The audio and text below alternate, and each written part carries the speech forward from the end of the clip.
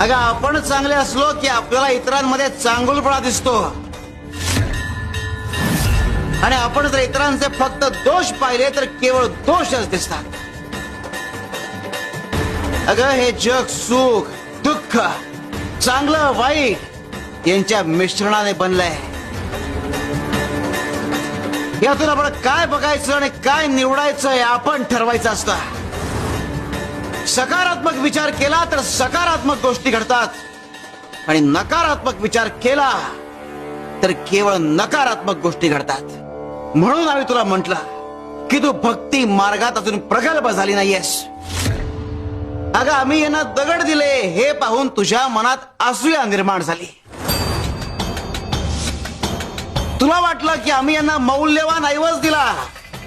हो, तो ऐवज मौल्यवानच होता आणि ती त्यांची गुरु प्रतीची